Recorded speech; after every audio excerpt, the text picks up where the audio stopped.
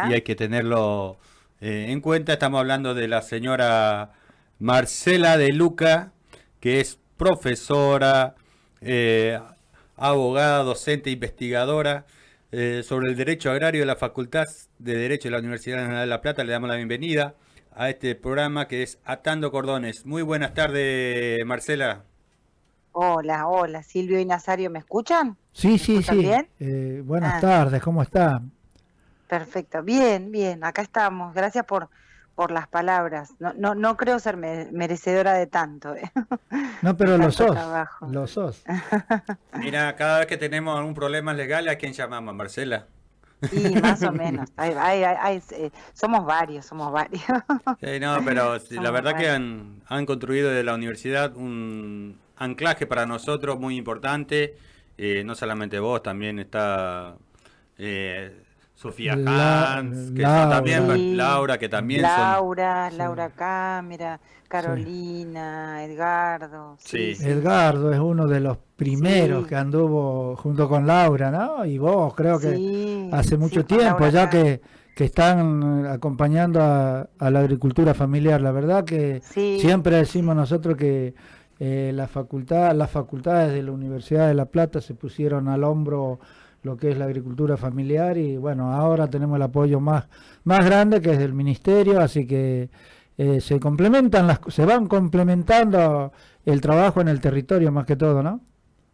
sí, sí, la verdad que eso para nosotros en la universidad es muy importante. En mi facultad, en particular, la Facultad de Derecho, nos pasa que muchas veces no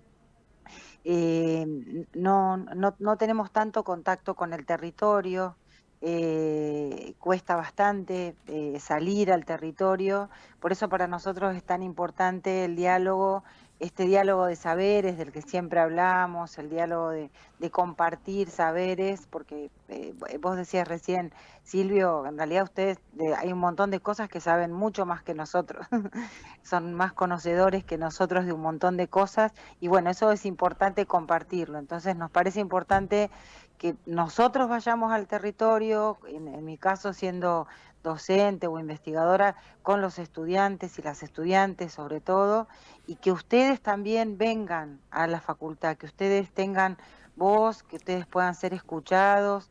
Eso para nosotros es sumamente importante también. Sí, se Silvio. ve que sí, porque me invitaste el miércoles, yo estuve dando, bueno, mi punto de vista sobre nuestra realidad, el cinturón verde, que me invitó Marcela en el aula. Ahí estuvimos charlando, no sé qué te pareció el punto de vista así de los productores. Hablamos hoy de lo que venimos charlando siempre acá en el programa, la realidad, de la Sí. situación de cada uno de los compañeros, el tema de alquileres, el tema de vivienda, sobre el tema principal, el tema de uso del suelo. Sí, sí, sí, y precisamente nosotros la charla a la que te invitamos y porque te queríamos escuchar, nos parecían que ustedes los productores, bueno, vos viniste con tu familia, que también me pareció muy importante, porque de eso se trata, ¿no? De producir y vivir de las familias agricultoras que producen el alimento que consumimos, que mucha gente no tiene conciencia de eso, no sabe. Y bueno, por eso tan importante tu presencia en el marco de que justamente se están cumpliendo 30 años de la reforma constitucional del año 1994, que se produjo en un momento, en un periodo neoliberal como el que estamos atravesando ahora. Entonces, hubo varias charlas en la facultad en conmemoración, hubo varias visiones. Bueno, en este caso, desde la Cátedra de Derecho Político de Medici, del profesor Medici, y del Centro de Investigación de Derecho Crítico, CIDERCRIT, de la facultad, lo que quisimos plantear era una mirada crítica. Y bueno, en el caso de la jornada que estuviste vos, Silvio, la crítica era específicamente a, bueno, a cómo está el reparto de competencias en lo que tiene que ver con los bienes naturales, en la Constitución Nacional, entre nación y provincias, y ahí involucra obviamente lo que es la tierra y el acceso a la tierra y bueno, y también la visión crítica de la matriz productiva o el modelo productivo actual, que como charlábamos el otro día, compite con total, o sea, ustedes compiten con total desventaja con el modelo del agronegocio, eh, que directamente se ha construido, o sea, se ha constituido en un sentido común hegemónico y en una expansión de frontera agrícola, en base a la especulación financiera, ¿no? Lo que tiene que ver con la especulación financiera. Y bueno, en ese marco es donde nos parecía muy importante, la voz de los productores y de las productoras del cinturón, que es el más importante de todo el país. El cinturón flor y frutihortícola de La Plata es, según los últimos datos, el más importante de todo el país. Entonces, así como ustedes resisten, bueno, nosotros sentimos la obligación y la responsabilidad social de seguir visibilizando, de seguir escuchándolos, de hacer que sean escuchados y bueno, y ayudar y colaborar y acompañar en lo que se pueda, ¿no? La verdad que el conocimiento, que la charla que se dio en ese, con los chicos de ahí, con los estudiantes, uno de los temas que fuiste muy clara, la verdad que muy contundente, y me gustaría que nos cuente un poquito más también sobre el tema de la actual discusión, el tema del RIGI. Sí, sí, porque veníamos enganchando en la conversación, hice hincapié yo en base a tus preocupaciones, a todos lo que vos conversaste y lo que pudiste contarnos de la situación de la tierra, que ustedes la vienen trabajando en el programa hace un montón, la imposibilidad de acceso, que yo contaba ese día que bueno, que nuestra constitución, esa es una de las críticas que uno le hace, directamente arranca diciendo la propiedad es inviolable, pero nadie se pregunta o no se establece en la constitución misma cuáles o cómo deben ser los mecanismos de acceso a la propiedad, ¿no? Entonces queda librado eso a la suerte del mercado inmobiliario, que bueno, que es lo que vos contabas en tu charla.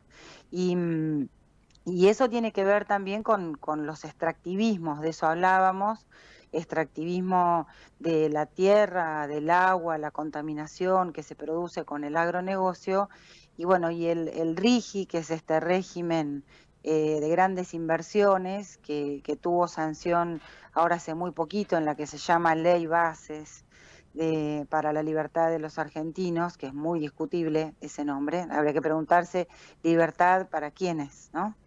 eh, que es la máxima expresión de los extractivismos, es decir, es un régimen pensado para grandes inversores.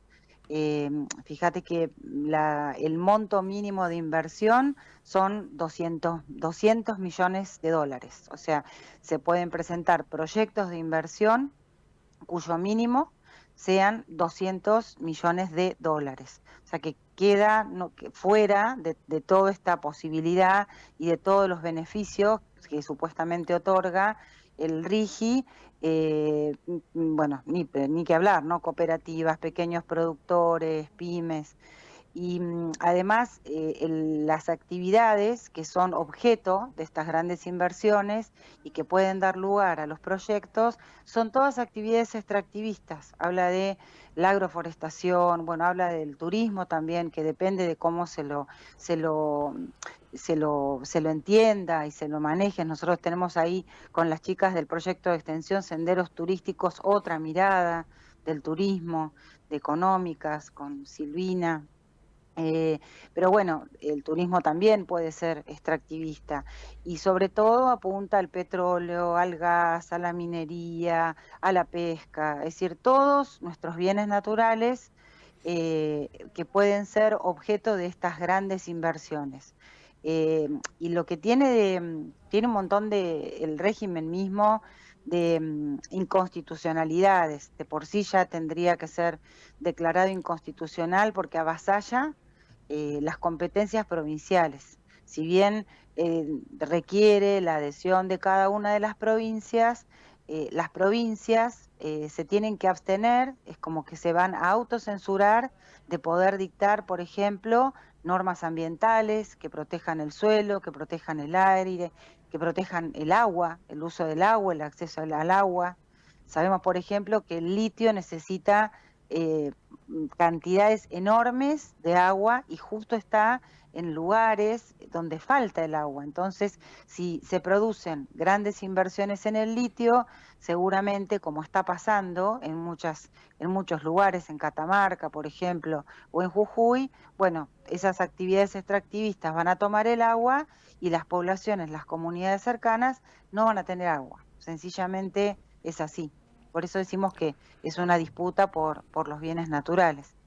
Y bueno, esto es la primera inconstitucionalidad, ¿no? El hecho de que, bueno, lo que van a hacer las provincias es a relegar, si es que adhieren, o el Estado Nacional incluso imponerles para que no dicten leyes, y también dice algo que es importante, que no tiene que pasar desapercibido la ley, que también lo que hay que lo que se puede repeler son vías de hecho para evitar que se le ponga algún obstáculo a las inversiones. Cuando se habla de vías de hecho, ¿uno en qué piensa? En las manifestaciones, piensa en las asambleas populares, en las asambleas vecinales, en las asambleas de lucha que se están dando hace un montón de tiempo a lo largo y a lo ancho de todo el país, en defensa del agua, en defensa de la tierra, en defensa de las comunidades originarias. Bueno, ustedes mismos con los verdurazos y con todas las medidas de resistencia, bueno, esas son las vías de hecho que precisamente van a atacar y que van a justificar la represión. ¿Y esto en pos de qué? ¿Cuáles van los beneficios para el país? Yo diría que prácticamente ninguno. ¿Por qué ninguno? Porque además de toda esta destrucción y de esta expoliación de los bienes naturales, prevé un montón de beneficios fundamentalmente fiscales que hace que no quede nada para el país, no quede plata, solo desolación. O sea, es una planificación del extractivismo y no quede absolutamente nada, porque tiene exenciones impositivas en el IVA, tiene exenciones, por ejemplo, pueden importar sin pagar ningún derecho de importación bienes de capital, o sea, máquinas, fierros que precisen para las inversiones. Inclusive, fíjense qué cosa, ¿no? Montar una inversión de ese tipo poniéndole como mínimo 200 millones de dólares, pero pueden ser más también, lleva mucho tiempo, y producir, obviamente, también lleva mucho tiempo. Y la ley lo que dice es que a los 3 años de que se aprueba el proyecto, o sea, desde que se empieza el proyecto, no tienen obligación de liquidar divisas, dólares. O sea, ¿qué nos queda a nosotros?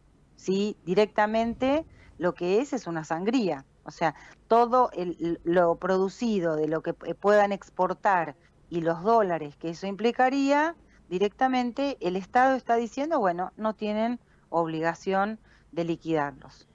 Y después otra cosa que ha sido bastante común, sobre todo en la época del menemismo, es hacer lo que se conoce como estabilidad fiscal, que es asegurarle a estos proyectos que la carga impositiva no va a verse afectada durante todo el tiempo que dura el proyecto. ¿Y saben cuál es el plazo máximo que les da? 30 años. O sea que encima compromete, o sea, esta maquinaria, todo este sistema compromete al país, a las futuras generaciones, a los futuros gobiernos por el plazo de 30 años. Nosotros, ustedes, yo, cualquiera, no tenemos este beneficio. Acá hay obviamente también otra violación a lo que es el principio de igualdad ante la ley, que de hecho muchas pequeñas empresas, pymes y demás se han hecho escuchar.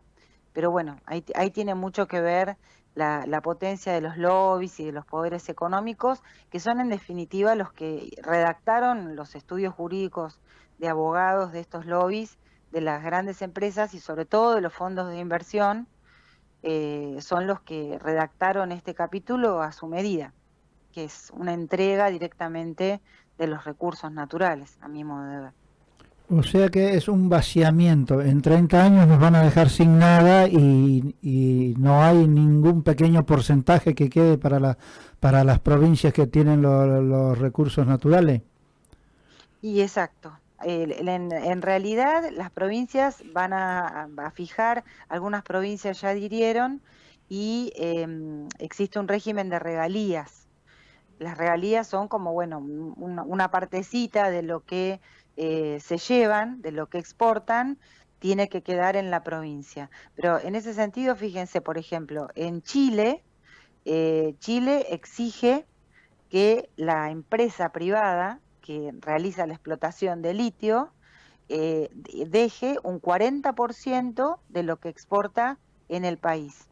En nuestro país, hoy por hoy, y sin el RIGI, sin este régimen que es, como bien decías vos, de vaciamiento, Nazario, las regalías son del 3%, del 4%. O sea, estamos, eh, estamos hablando Chile 40% en el litio y en el caso nuestro un 3%, un 4% de regalías. Y encima de que no van a pagar, o sea, pagan tan poquito, queda tan poquito para el país, tampoco van a tributar. Por eso hago hincapié en esto de las exenciones impositivas. Es decir, no van a pagar derechos de importación. Van a poder sacar todos los dólares sin obligación de liquidar las divisas acá. Y esto apunta a empresas extranjeras, porque en la misma ley los sujetos de los que habla son sociedades anónimas, habla de unión transitoria de empresas, e inclusive pone una palabra así medio como muy ambigua en el aire que dice, y otras formas asociativas. Bueno, las otras formas asociativas seguramente van a ser los fondos de inversión, que es lo que hoy por hoy rige el capitalismo actual. O sea, hoy por hoy tenemos inclusive personas, sociedades unipersonales multimillonarios, como Elon Musk, como el dueño de BlackRock, de fondos de inversión, que bueno, son muchas veces estas corporaciones, estamos en una fase del capitalismo financiero y corporativo, tienen más plata que los propios estados. Entonces, someten a los estados, que se quieren y se dejan someter, obviamente, a este tipo de regímenes. No son muchos en el mundo, ¿eh? Hay algunos pocos países de África y ahora nosotros. Realmente esto está siendo cuestionado en planteos judiciales y demás. Fíjense también, hablando del tema de la tierra, cómo es algo que está todo planificado, porque en el DNU 70 del 2023, que la Cámara de Senadores revocó, pero en la Cámara de Diputados todavía no se puede tratar, porque si se tratara en la Cámara de Diputados y lo revocaran, el DNU 70, que también nos trajo un montón de complicaciones a todos en la vida cotidiana, ese DNU no estaría vigente. Una de las cosas que se encargaron de derogar, precisamente por ese DNU 70, es la ley de tierras rurales, que protege o sea, las tierras rurales argentinas respecto de la compra de extranjeros. Esa es una ley de años anteriores, del 2012, si no me equivoco, anterior, del 2011 se hizo el registro, el relevamiento en el 2012 de tierras rurales, y bueno, y claro, derogaron esa ley. ¿Para qué? Para hacer que cualquier extranjero pueda venir y comprar sin ningún tipo de límites tierras en el país, en cualquier lugar del país. Bueno, en tándem con eso, el RIGI lo que promueve es la compra de activos, y uno de los activos puede ser precisamente la tierra. Por suerte, los compañeros del CECIM La Plata, los excombatientes de Malvinas, interpusieron un recurso de amparo acá en la justicia platense, y la justicia platense, confirmado por la Cámara, hizo lugar a una medida cautelar que lo que hizo fue frenar esa derogación de facto que hizo el DNU 70. O sea que por ahora esa ley de protección de tierras rurales frente al dominio extranjero estaría vigente por este fallo judicial. Lo que no quiere decir que incumplan el fallo judicial y lo que no quiere decir que en este momento estén comprando tierra o estén pactando la compra de tierras. Y bueno, después va a haber montones de problemas judiciales seguramente, pero una vez que las cosas están hechas, ya es más fácil, más difícil volver atrás, ¿no?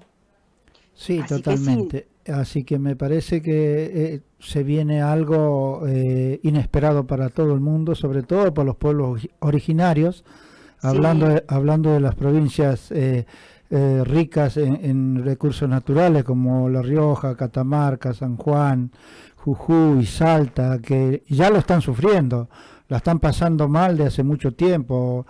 sí, Los pueblos originarios donde que tienen donde viven, donde producen, tienen hacienda, tienen todo, ya se están quejando de que no hay agua, no hay nada directamente, le están bloqueando los caminos, le están haciendo un montón de cosas y bueno, y esto es para peor.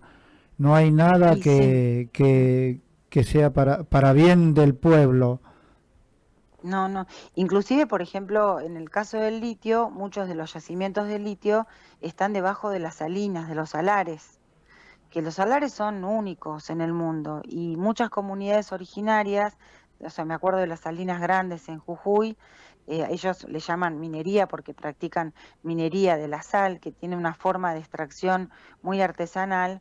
Bueno, hay comunidades enteras de pueblos originarios que viven de la sal y viven de las salinas.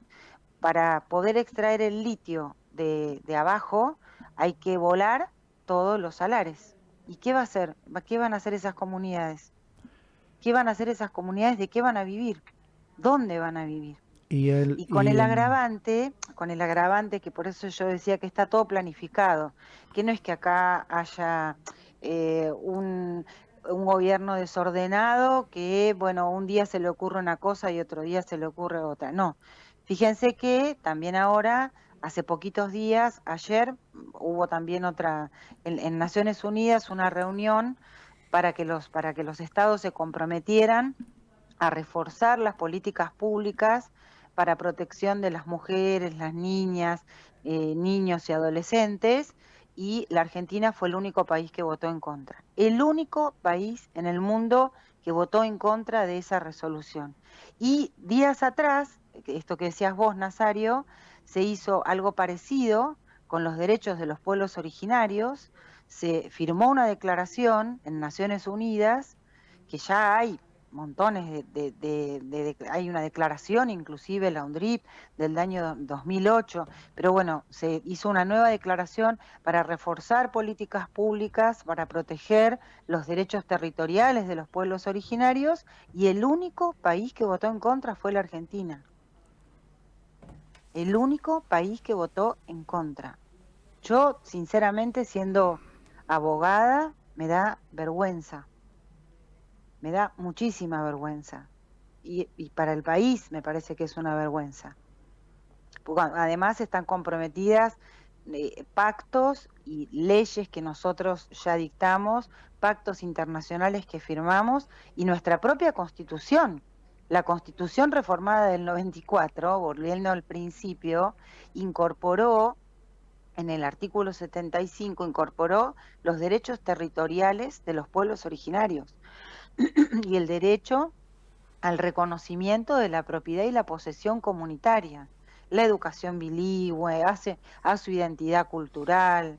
Hay un montón de críticas también para hacer a la forma en que se hizo, pero bueno, está reconocida en nuestra Constitución y representantes de la Cancillería Argentina en nombre del gobierno argentino van y votan en contra de la resolución de la ONU.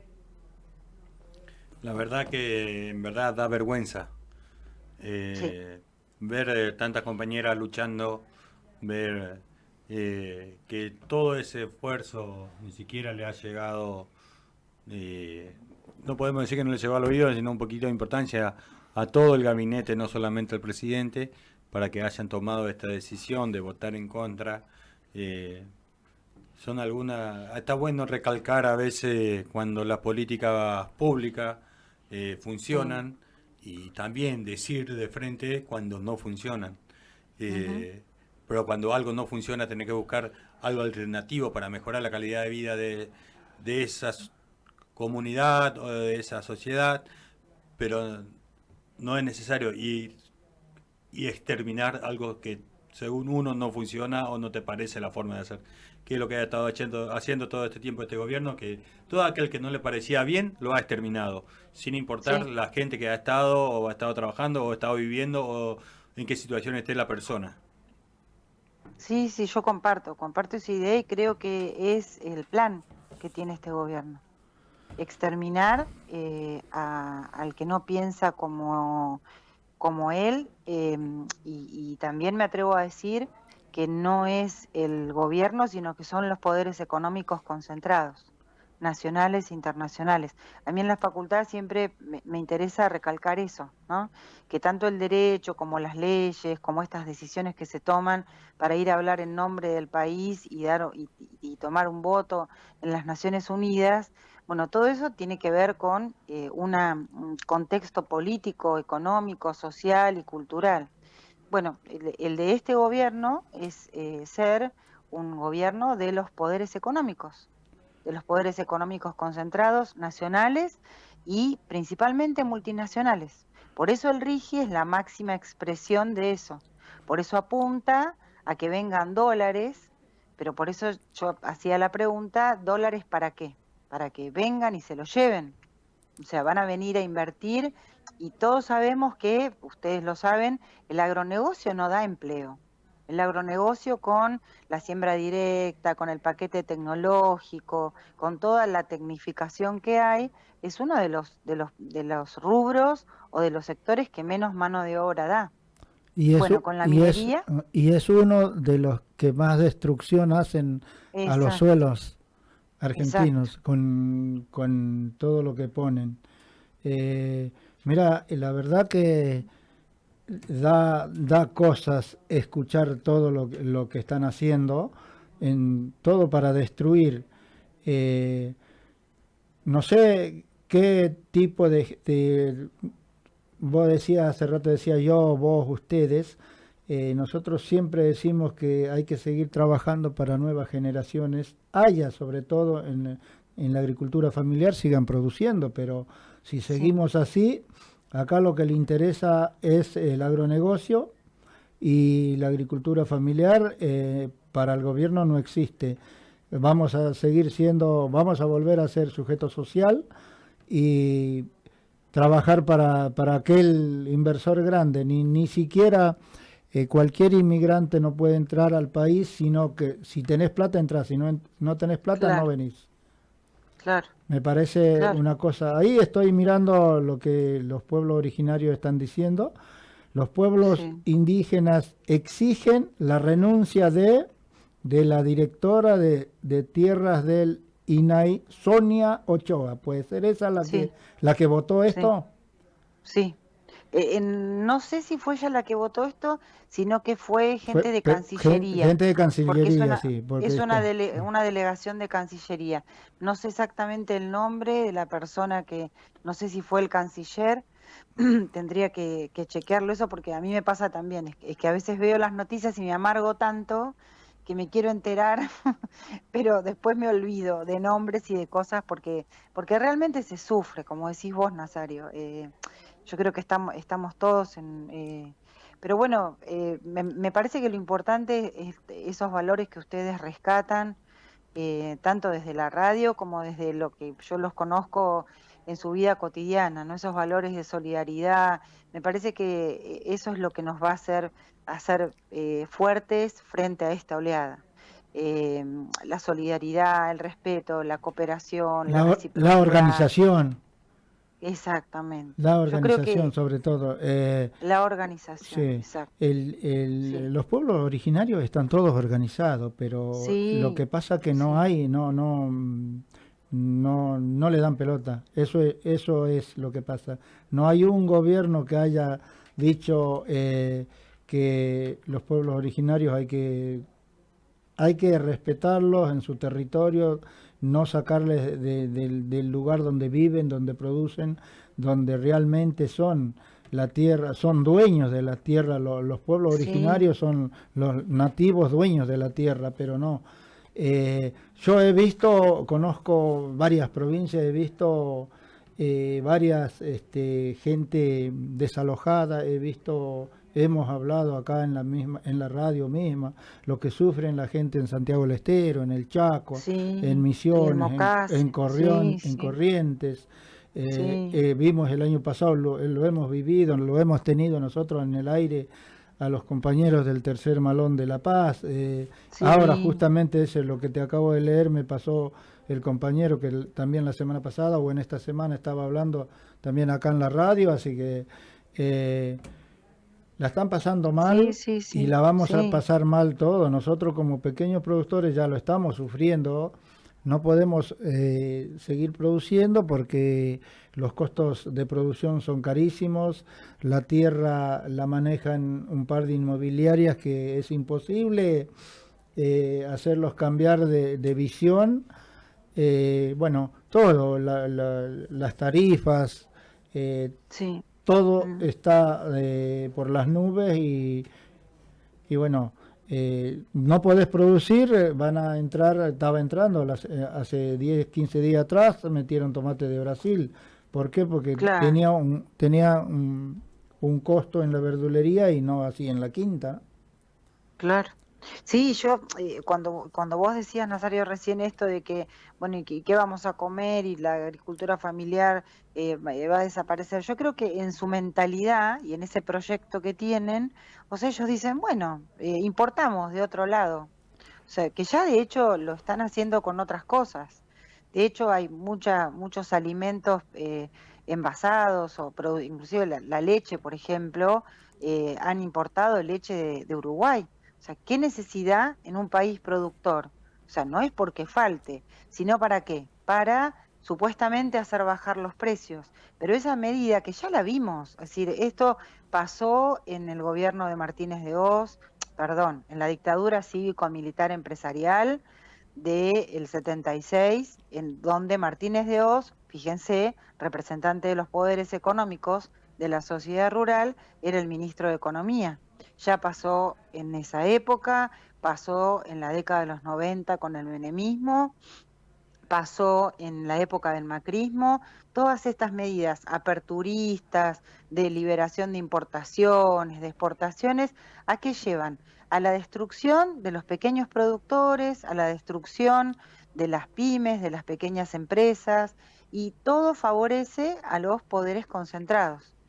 Y en esta fase están, porque la disputa mundial es precisamente por los recursos que ellos le llaman recursos, por eso, pero son los bienes naturales, el agua, los minerales, lo que quede de petróleo en el mundo. Pensemos también nosotros en la Antártida, en los glaciares, son reservorios de agua potable del mundo. Son lo único que hay en el mundo. Exactamente. El Y único país que tiene agua dulce en el mundo es Argentina y puede haber algún otro, pero los recursos naturales son todo, que están más que todo en la Antártida. Mirá, exactamente. yo sinceramente no sé qué pensar de todo esto, pero hemos pasado, yo, todo lo que vos mencionaste en los 70, en los 90, con la última de Macri, lo he vivido, pero esta es peor de todas, me parece. Sí, sí, sí, sí, coincido totalmente, sí. Sí, sí, porque va a una velocidad y porque no solo es una cuestión de tiempo, sino que es una cuestión de que, por eso digo que no es nada improvisado.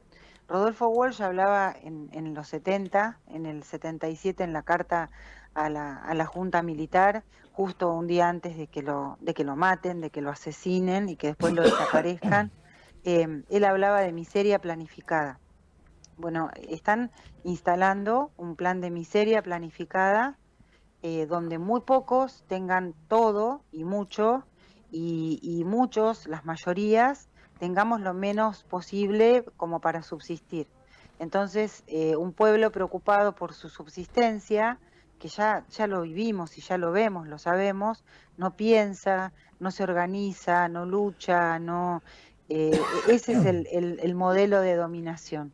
Y contra eso me parece que tenemos que estar bien conscientes, que tenemos que estar juntos y juntas y que tenemos que estar organizados y organizadas para no dejarnos primero comer la cabeza, la subjetividad, porque a eso apuntan, o sea, a que la gente se mire el ombligo, a que todo sea el reino del individualismo y que nada importe.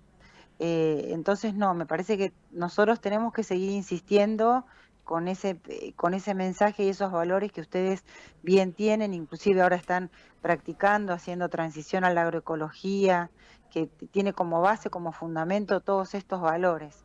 Y bueno, tenemos que hacer contrahegemonía, digamos, tenemos que seguir y que luchar porque bueno, como decías vos, Nazario, por nuestras generaciones futuras, por nuestros hijos, yo tengo 2 hijos también y bueno, y pensamos, por suerte con ellos estamos en la misma sintonía y en las mismas luchas, ¿no? Pero bueno, Sí. tratar de conversar, de contagiar, de convencer, Yo de creo que difundir. estamos en un proceso de maduración muy importante después de estos años y años que venimos trabajando a nivel organizativo. Eh, sí, creo que todas las organizaciones de la agricultura familiar tienen una mirada parecida al respecto.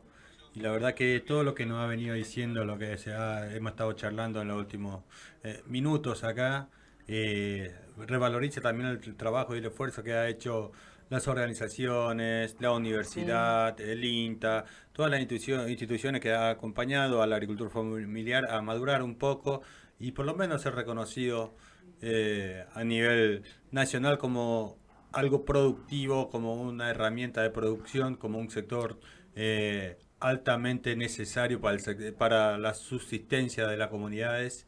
Y bueno, Marce, la verdad, muy contenta de escucharte. Fuiste muy clara, la verdad, muy precisa. Es un honor enorme poder charlar con vos, pero miro el reloj y y ya nos ya están se va. apretando la hora. Si no, estaríamos Bueno. charlando media hora más tranquilamente. Bueno, Eh, organizamos otra charla en la facultad y ya te dije que están más que invitados, ya vamos a organizar. Dale, dale, dale. Así que, pero bueno, para mí también, la verdad que es un honor, porque, eh, y esto no es porque esté hablando en la radio con ustedes, sino que, y me van a dar ganas de llorar, respeto mucho el trabajo que hacen, el trabajo digno que hacen y es lo que vos decías, la reciprocidad nuestra es que ustedes producen los alimentos que comemos, las flores, que también es un alimento para el alma. Entonces, cómo no estar? ¿Cómo no acompañar? Muchísimas gracias, Marcela. Eh, Bueno, bueno, Un abrazo grande, gracias Marcela un por abrazo todo. grande. ha, Bueno, pas- un abrazo grande y gracias por tenerme presente. ha pasado Abrazo. por Gracias a vos. Atando Cordones, Marcela de Luca.